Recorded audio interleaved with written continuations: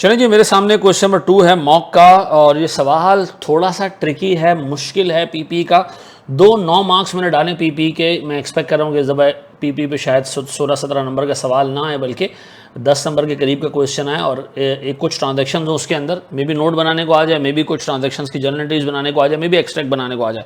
तो मैंने सर ये सवाल डाला है जिसमें एक्सट्रैक्ट्स है प्रॉफिट एंड लॉस और स्टेटमेंट ऑफ फाइनेंशियल पोजीशन का, ठीक है जी। और मेरे पास सर ये एक्सट्रैक्ट है 9 नंबर का, ठीक है। और ये एक्सट्रैक्ट हमने बनाना है 31 नवंबर 2022 को, ठीक है। सर ये कह रहे हैं जनाब, Kursi limited has the following balances appearing in the financial statements at 31 दिसंबर 2021। ये टेक्निकली हमारे ओपनिंग बैलेंसेज हैं। प्रॉपर्टी प्लांट एंड इक्विपमेंट की WDV दी हुई है और रीवैल्यूएशन सरप्लस साथ में दिया। एक्यूमुलेटेड एब्सेंट देने की जरूरत ही नहीं है क्योंकि WDV दी हुई है। फिर कह रहे जी ऑन 1 मई 2022, यानी साल शुरू होने के 4 महीने बाद, a plant was disposed of में एक एफ आता है फॉर 325,000। कोई प्लांट था जो हमने 1 मई 2022 को बेचा है सर 3,25,000 रुपये में। ये प्लांट हमने 2018 की जनवरी पे एक्वायर किया था 4,96,000 रुपये का। The plant was revalued for the first time on 31st December 2021, यानी बिल्कुल लास्ट ईयर के एंड पे आगे हमने इसको रिवैल्यू किया 2.5 लाख रुपए पे, ठीक है जी। ये प्लांट हमने कर दिया डिस्पोज्ड ऑफ, ठीक है जी। तो ये डिस्पोजल का एक हिसाब किताब है जो आपने देखना है, और रिवैल्यूड एसेट डिस्पोज हुआ। फिर वो कह रहे हैं जनाब हमने कोई स्मॉल मशीन खरीदी है कोई 3 लाख रुपए की, ठीक है जी। तो ये सर मेरे पास 3 लाख रुपए का एक नया एसेट है। मैं अज्यूम कर रहा हूँ ये जो ऊपर अमाउंट आ रही है प्लांट एंड मशीनरी के, ठीक है। तो 3 लाख का हमने एक नया एसेट खरीदा 1 जुलाई 2022 को, ठीक है जी। यहाँ 2022 लिखा जाना चाहिए था। फिर सर वगैरह जनाब, fair value of the remaining plant and machinery, यानी जितनी भी प्लांट एंड मशीनरी बच गई खरीदने और बेचने के बाद, सर उसकी फेयर वैल्यू 9 लाख रुपए आती है साल के एंड पे, ठीक है जी। आपसे कहा जा रहा है प्यारे भाई, हमारे पास एसेट्स डिप्रिशिएट होते हैं 20% डिमिनिशिंग बैलेंस पे। आप बताएं जी, हमारे पास बैलेंस शीट और P&L के एक्सट्रैक्ट्स बना के दें। देखिए, आपके पास जब भी इस तरह का सवाल आए जिसमें मूवमेंट्स आ रही हो, कोई चीज़ खरीदी जा रही हो, बेची जा रही हो, आप एक काम करें, आप एक छोटी सी वर्किंग बना लें, ठीक है जी। वो वर्किंग क्या है जनाब, वो बोर्ड पे देखिएगा दोस्त। आप ले लें जी WDV, और WDV ले लें आप सब 3 हिस्सों में, ठीक है जी। ऐसे कर दूं,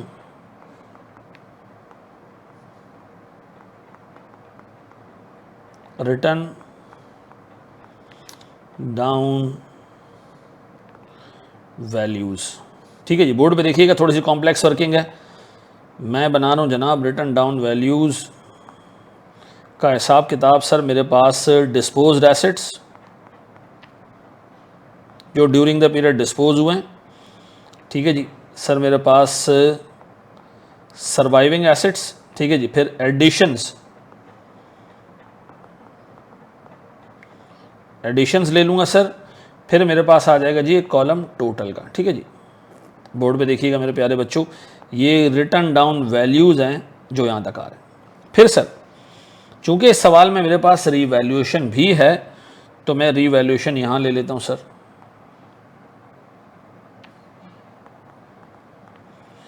revaluation surplus, sir revaluation surplus में भी यही कॉलम, जो एसेट आपने ड्यूरिंग द पीरियड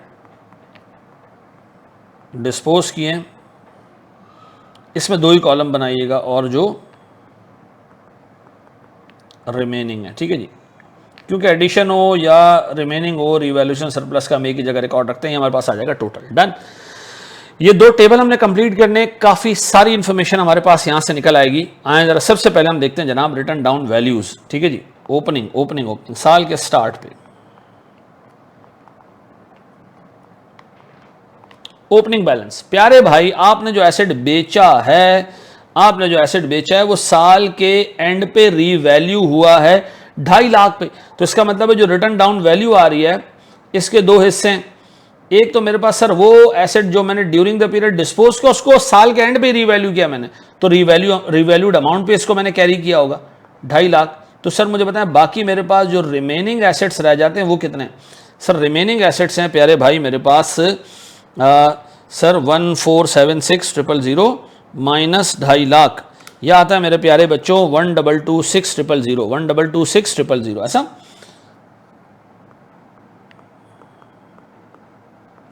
ये यहाँ ले लूँ सर मैं, डिस्पोज्ड ऑफ एसेट्स कितने हैं सर मेरे पास, मेरे पास 2.5 लाख कैरिंग अमाउंट थी, डिस्पोज्ड ऑफ एसेट की carrying amount return down value, ठीक है जी। और मेरे पास सर्वाइविंग एसेट्स की वैल्यू थी 1,226,000, ठीक है जी। अच्छा ओपनिंग में मेरे पास कोई एडिशन तो है नहीं। अच्छा ड्यूरिंग द पीरियड, ठीक है जी, एडिशंस हुई हैं कितने की भैया, एडिशंस हुई हैं सर सवाल में आपको लिख के दिया उसने 3 लाख, ठीक है जी। तो मेरे प्यारे बच्चों मैं एक लाइन यहाँ खींच रहा हूँ, मैं कह रहा हूँ जी मेरे पास 2.5 लाख रुपए हैं डिस्पोज्ड ऑफ एसेट के, सर मेरे पास 1,226,000 मेरे पास सर्वाइविंग एसेट्स की अमाउंट है, और 3 लाख रुपए मेरे पास सर मौजूद हैं किसके, जो नया एसेट हमने ड्यूरिंग द पीरियड खरीदा है, ब्रेकअप किया हमने और कुछ भी नहीं किया, पहला काम हमारा कंप्लीट। अब मेरे प्यारे बच्चों जो asset during the period dispose हुआ है ज़रा उसको कुरेदो, निकालो, काटो पीटो उसको, ठीक है जी। इसको मैं ज़रा सा नीचे ले जाऊं,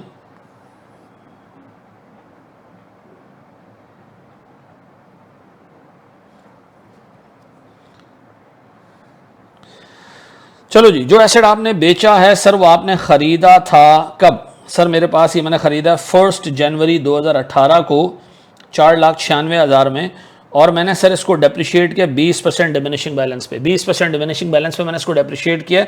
मैंने 4,96,000 पे ख़रीदा सर 2018 की जनवरी में।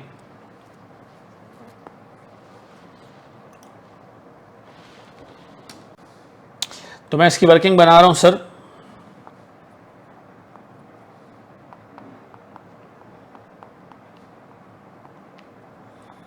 डिस्पोज्ड ऑफ एसेट्स, ठीक है जी। सर इसकी कॉस्ट थी कितनी, सर इसकी कॉस्ट थी 1 जनवरी 2018 को, 1 जनवरी 2018 को इसकी कॉस्ट थी 4,96,000। सर इसको पहले काम करें जरा साल के स्टार्ट तक, यानी लास्ट ईयर के एंड तक जहां ये रीवैल्यू हुआ है वहां तक इसको डेप्रिशिएट करें। 18, 19, 20, 21। क्या मैं कह सकता हूं मेरे पास कैरिंग अमाउंट एट 31 दिसंबर 2021 would be 4,96,000 multiply by 1 minus depreciation का रेट। देखिए अगर आप इसको एक दफ़ा मल्टीप्लाई करेंगे ना तो एक साल बाद क्या वैल्यू है वो आ जाएगी, यानी 80% लेंगे तो एक साल बाद की वैल्यू आ जाएगी। अगर आप इसको 2 दफ़ा मल्टीप्लाई करेंगे तो 2 साल बाद की वैल्यू आ जाएगी। अगर आप 3 दफ़ा मल्टीप्लाई करेंगे तो 3 साल बाद की वैल्यू आ जाएगी। मैं चाहता हूं जी 4 दफ़ा इसको मल्टीप्लाई करें। बताएं मेरे पास 31 दिसंबर 2021 को इसकी वैल्यू क्या थी, तो आप कहोगे जी 4,96,000 multiply by 0.8 raise to power 4, यह आता है मेरे बच्चों मेरे पास 2,03,000, sir 2,03,162, sir 2,03,000 carrying amount at 31 दिसंबर 2021। सर ये आता है मेरे पास 2,03,000 सर 162, ऐसा सर ये आ गया मेरे पास कैरिंग अमाउंट, ठीक है जी। अब मैंने इसको क्या किया, मैंने इसको कर दिया रीवैल्यू। अब जब मैंने इसको रीवैल्यू किया ना तो रीवैल्यू मैंने इसको किया 2.5 लाख रुपए पे, कितने पे, 2.5 लाख पे, ठीक है जी। 2.5 लाख मेरे पास सर रीवैल्यूड अमाउंट है, ये मेरे पास सर टेक्निकली कैरिंग अमाउंट हो गई, ये मेरे पास हो गई सर रीवैल्यूड अमाउंट। और ये रीवैल्यूड अमाउंट जो है वो कब की है, लास्ट ईयर के बिल्कुल एंड की, लास्ट ईयर के बिल्कुल एंड की, ठीक है जी। तो मेरे पास सर रीवैल्यूएशन सरप्लस आ गया इसके अगेंस्ट,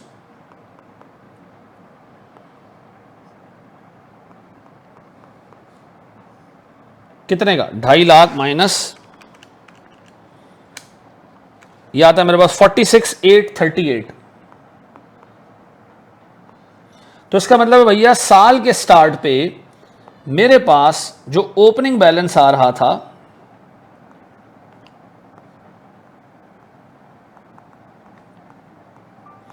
वो डिस्पोज्ड ऑफ एसेट के अगेंस्ट था मेरे पास सर कोई 46,838, ठीक है जी। सर मेरे पास जो टोटल था वो था कितना जी, क्वेश्चन में देखिए कितना लिखा हुआ जी 442,800। तो टोटल अगर मेरे पास सर 442,800 था तो सर मेरे पास जो रिमेनिंग एसेट था उसके अगेंस्ट रिवैल्यूएशन सरप्लस मौजूद था 395,962, 395,962 डन। ये आ गया मेरे बच्चों। मैंने सर दो चीज़ें मालूम कर ली। अब जो ड्यूरिंग द पीरियड एसेट बेचा गया है 4 महीने इस्तेमाल के बाद बेचा गया, तो सर 4 महीने करते हैं इसको depreciate. Depreciation for 2022 4 months. Sir 2.5 lakh को डेप्रिशिएट करना है, 2.5 lakh multiply by 20%, 2.5 lakh multiply by 20% multiply by 4/12, यह आता है मेरे बच्चों 16,666, 16,667, 16,667। डन। अगर ये रीवैल्यू नहीं हुआ होता, अगर ये रीवैल्यू नहीं हुआ होता, ये होता 2,03,162 का, और सर इसका 20% 4 महीने का डेप्रिसिएशन बनता, ये बनता मेरे प्यारे बच्चों 13,544 रुपए, 13,544 रुपए। इसको चेक करने में 13,544 ही बनता है।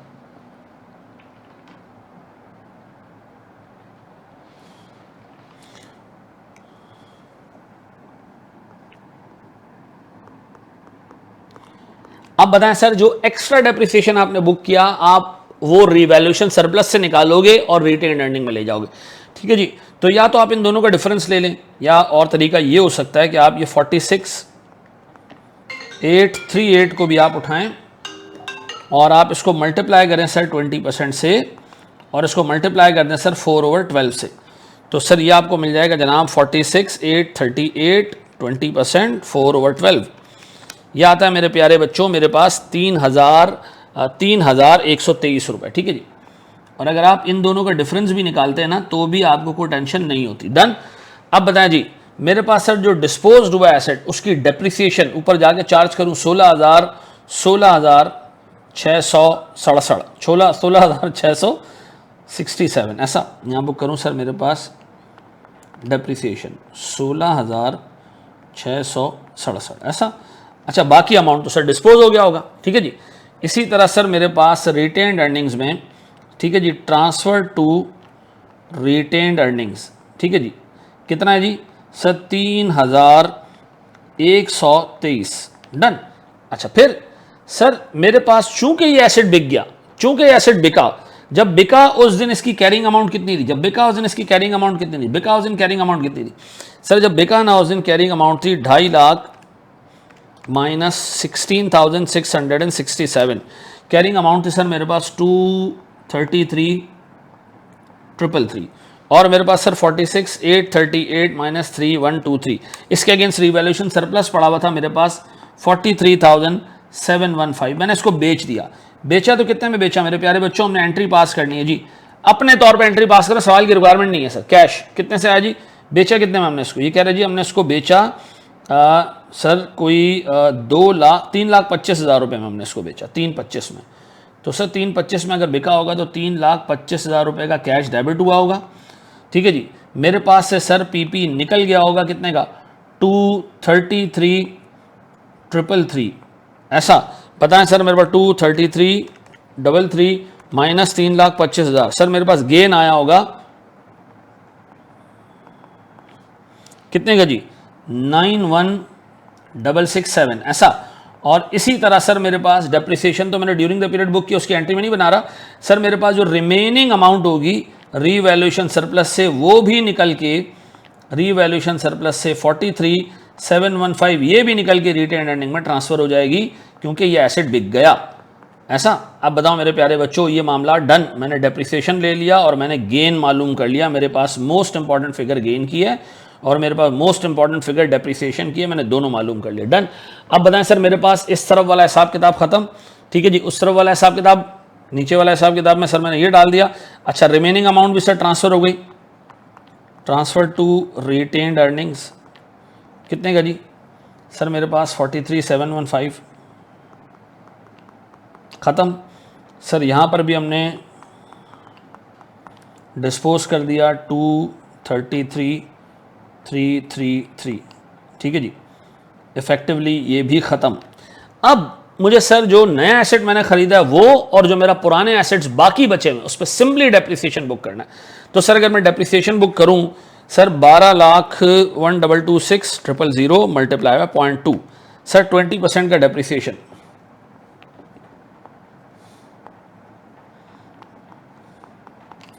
Depreciation and transfer of revaluation for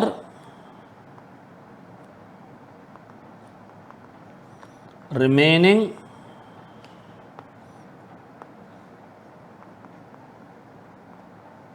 assets। हाँ जी मेरे पास sir 1,22,6,000 this is the carrying amount. ठीक है जी, मैं इस पर डेप्रिसिएशन बुक कर रहा हूं 20%, 1,22,6,000 20%। यह आता है मेरे बच्चों मेरे पास 2,45,200 रुपये। ऐसा 2,45,200 रुपये मेरे पास आता है सर।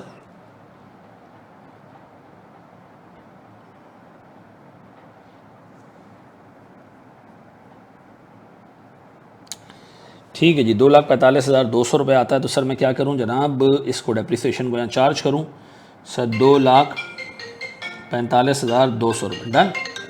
अच्छा मेरे प्यारे बच्चों, ये डेप्रिसिएशन बुक करोगे तो सीधी सी बात है 395,962 इसमें से भी एक पोर्शन निकाल के रिटेनिंग में डालोगे तो सर मेरे पास जो रीवैल्यूएशन सरप्लस है वो है कितने का जी सर, मेरे पास 395,962। सर मैं इसको ट्रांसफ़र कर रहा हूँ सर इसमें से 20% अमाउंट सर 395,962। देखो अगर ये स्ट्रेट लाइन पे चल रहा होता तो उसको रिमेनिंग लाइफ पे डिवाइड करके हम ले जाते रिटेन एंडिंग में। सर चूंकि मेरे पास डिमिनिशिंग बैलेंस चल रहा है तो मैं सीधा सीधा इसका 20% रिटेन एंडिंग में डाल रहा हूँ sir, multiply 0.2 sir this is 79,192। Sir मेरे पास कितना रह जाता है, ये रह जाता है मेरे बच्चों 316,770 316,770 ऐसा। तो मैं कह रहा हूँ जनाब मेरे पास ट्रांसफ़र टू रिटेन अर्निंग इसमें से कितना भैया सर 79,192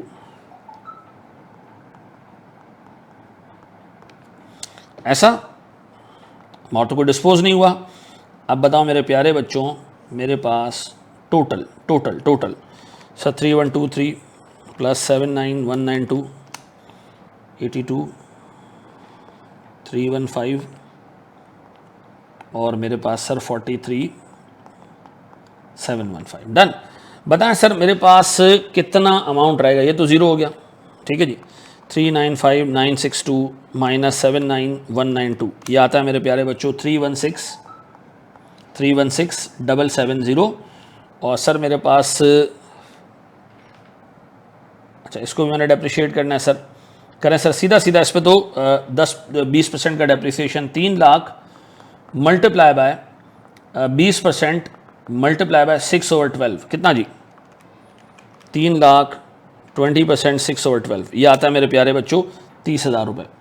तो सर मेरे पास जो एसेट रह गया टोटल सारे हिसाब किताब करने के बाद, ये डेप्रिसिएशन और सारे मामलात करने के बाद सर मेरे पास रह के आ गया, देखें ज़रा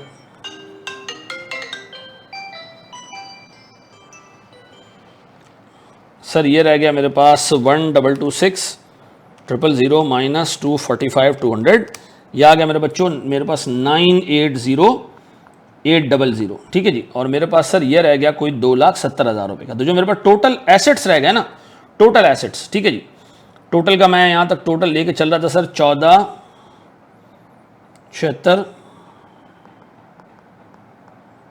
3 लाख और आ गया सर मेरे पास। तो ये हो गया था मेरे पास कितना जी 17,76।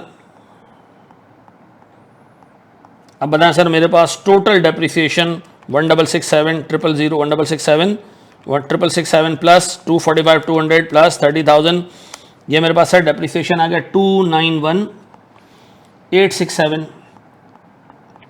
ठीक है जी। और मेरे पास सर डिस्पोजल का अमाउंट 233,333। तो सर मेरे पास ये बच रहा है जनाब 1776000 माइनस 291867 माइनस 2333। सर ये मेरे पास आ रहा है 1,0250,800। सर ये है मेरे पास रिमेनिंग एसेट की टोटल कैरिंग अमाउंट, और मेरे पास सर ये बचा है रीवैल्यूएशन सरप्लस 442,800 माइनस 82,315 माइनस 43,715। यार है मेरे बच्चों 3,16,770। देखिए मैंने सिर्फ दो ही काम किए। पहले मैंने सर ब्रेकअप किया। किसको ब्रेक किया सर? मैंने ब्रेक किया मेरे कैरिंग अमाउंट को डिस्पोज्ड एसेट और सर्वाइविंग एसेट्स के अंदर। ठीक है जी, जो डिस्पोज्ड एसेट है मैंने सर उसकी कैरिंग अमाउंट निकाली, सर मैंने उसकी रिवैल्यूएशन सरप्लस की वैल्यू निकाली, मैंने सर ड्यूरिंग द पीरियड उस पर डेप्रिसिएशन बुक किया, रिटेन अर्निंग में रिवैल्यूएशन सरप्लस को ट्रांसफर किया और बाकी रिवैल्यूएशन सरप्लस डिस्पोजल के तौर पे रिटेन अर्निंग में डाल दिया। तो सर ये मेरे पास रिवैल्यूएशन सरप्लस था डिस्पोज्ड एसेट का। इसमें से ये पोर्शन इंक्रीमेंटल डेप्रिसिएशन का सर ट्रांसफर हुआ रिटेन में, ये डिस्पोजल के टाइम पे ट्रांसफर हो गया, खत्म हो गया। ही जो रिमेनिंग एसेट बचा हुआ है सर 1.226 मिलियन, सो मैंने डेप्रिसिएशन बुक किया। जो नया एसेट खरीदा था उस पर हाफ ईयर का डेप्रिसिएशन बुक किया। तो सर मेरे पास अब इफेक्टिवली दिस प्लस दिस यही बचा हुआ है। ठीक है जी, ये टोटल का कॉलम ना भी बनाओ तो कोई टेंशन नहीं है, ये दो ही एसेट्स मेरे पास बचे हुए हैं, दिस प्लस दिस, और इनका टोटल आ रहा है सर कोई 12,50,800। ठीक है जी, 9,80,800 प्लस 2,70,000, यह आता है मेरे बच्चों 12,50,800। मेरे पास सर जो रिवैल्यूएशन सरप्लस बचा हुआ है वो 3,16,770 रुपये बचा हुआ है। ये कह रहे साल के एंड पे इस पूरे प्रॉपर्टी प्लांट एंड इक्विपमेंट की फेयर वैल्यू 9 लाख है। ओए होए होए होए सर, लॉस आ गया sir, loss loss loss loss. Sir revaluation downwards कितने? सर इतना डाउनवर्ड करें कि ये 9 लाख हो जाए, इतना डाउनवर्ड करें 9 लाख हो जाए तो 12,50,000 माइनस 9 लाख, यह आता है मेरे बच्चों 3.5 लाख, 3,50,800 रुपए का रिवैल्यूएशन का डिप। अब सर ये रिवैल्यूएशन यहां से सर निकालें सर, रिवैल्यूएशन डाउनवर्ड। पहले सर हम किसको करेंगे सर खत्म? सर मेरे पास 3,50,800 रुपए का टोटल डाउनवर्ड रिवैल्यूएशन है, तो पहले रिवैल्यूएशन सरप्लस उड़ाएंगे, बाकी आपका बच जाएगा 3,16,770। तो सर आपका 34,030, ये वो अमाउंट है जो ट्रांसफर हो जाएगा पीएनएल में। डन। अब बताएं मेरे पास पीएनएल के कुछ कंपोनेंट्स नजर आ गए। ड्यूरिंग द पीरियड जो मैंने डेप्रिसिएशन बुक किया है ये मेरे लिए रेलेवेंट है, ये जाएगा मेरे प्रॉफिट एंड लॉस में। ठीक है जी, ड्यूरिंग द पीरियड एक चीज तो ये आ गई सर। फिर मेरे पास सर गेन आया 91,000 का, ये जाएगा सर कहां पर? ये जाएगा सर मेरे पीएनएल में। ठीक है जी, और कुछ है सर? मेरे पास एक रिवैल्यूएशन लॉस आया जो पीएनएल में जाएगा। तो सर अगर मैं एक्सट्रैक्ट्स बनाऊं जो सवाल की रिक्वायरमेंट है,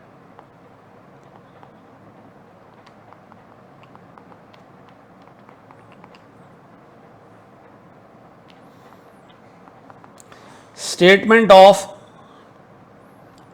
कॉम्प्रिहेंसिव इनकम या प्रॉफिट एंड लॉस कह लें आप। ठीक है जी,